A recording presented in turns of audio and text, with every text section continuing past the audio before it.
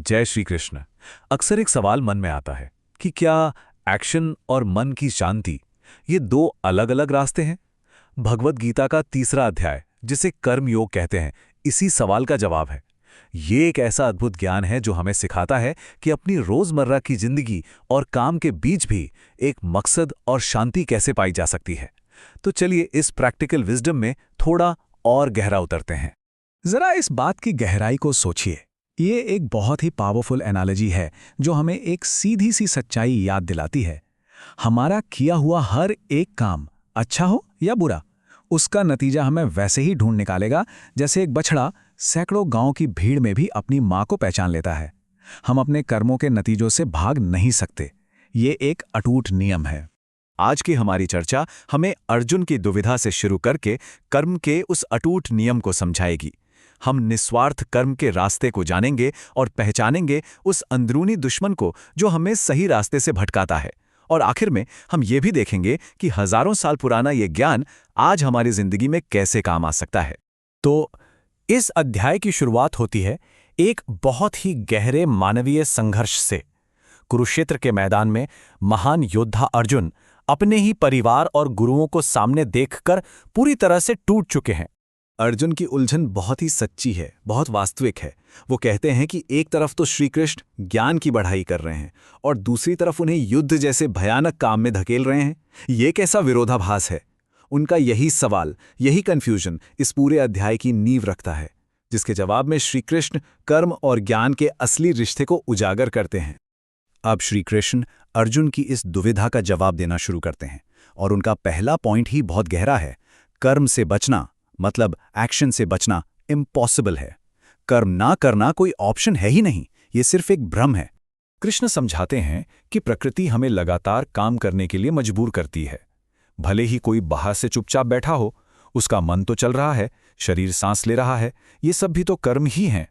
मतलब इस शरीर में रहते हुए कर्म से पूरी तरह छुट्टी पाना मुमकिन ही नहीं है।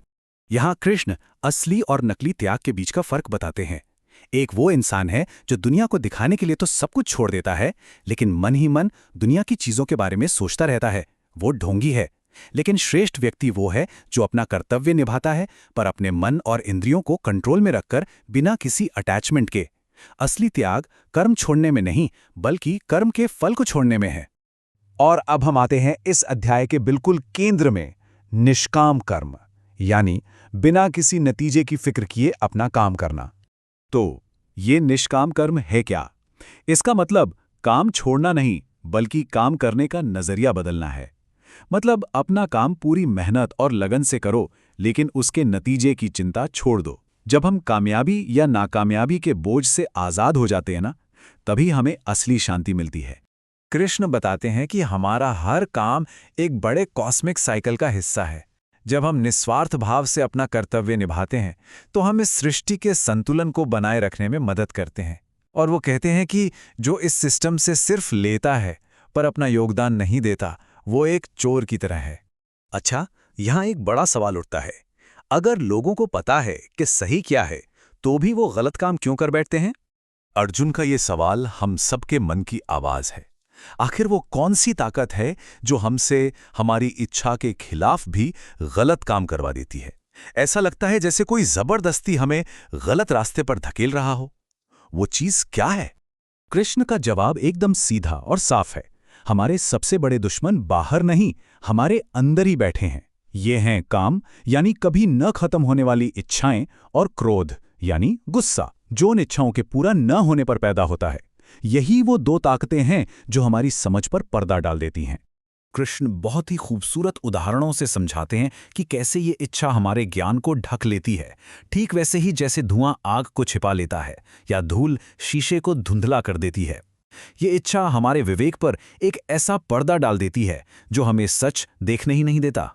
तो फिर सवाल ये है कि इन शक्तिशाली अंदरूनी दुश्मनों पर जीत कैसे हासिल करें? कृष्ण हमें सेल्फ कंट्रोल के लिए एक बहुत ही प्रैक्टिकल और स्टेप बाय स्टेप समाधान देते हैं।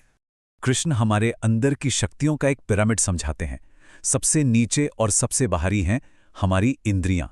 इंद्रियों से ऊपर और ज्यादा शक्तिशाली है हमारा मन। मन से भी ऊपर है हमारी बुद्धि, जो सही गलत का फैसला करती है। और इन सबसे ऊपर सबसे श्रेष्ठ है हमारी आत्मा। सीक्रेट ये है कि जो सबसे ऊंची शक्ति यानी आत्मा को साध लेता है, उसके नीचे की सारी शक्तियां अपने आप कंट्रोल में आ जाती हैं। तो समाधान साफ है, अपनी आत्मा की शक्ति से अपनी बुद्धि को मजबूत करो। एक मजबूत बुद्धि फिर मन को काबू में कर सकती है, और जब मन काबू में आ गया तो इंद्रियां अपने आप वश में हो जाती हैं। यही है सेल्फ मास्टरी का रास्ता। चलिए अब इस सारी प्राचीन बुद्धिमानी को अपनी आज की दुनिया से जोड़कर देखते हैं। ये बातें आज भी उतनी ही सच्ची और काम की हैं जितनी हजारों साल पहले थीं। ये कर्म योग का और शायद पूरी गीता का सबसे प्रसिद्ध संदेश है। हमारा अधिकार सिर्फ कर्म करने पर है, उसके नतीजे पर हमारा कोई कंट्रोल नहीं है। जब हम अपना पूरा ध्यान सिर्फ अपने काम पर लगा देते हैं और नतीजे की चिंता छोड़ देते हैं, तो हम आज़ादी और शांति दोनों महसूस करते हैं। ये फिलॉसफी आज की हमारी कई समस्याओं का समाधान है, चाहे वो काम टालने की आदत हो, बेवजह की चिंता हो या फेल होने का डर।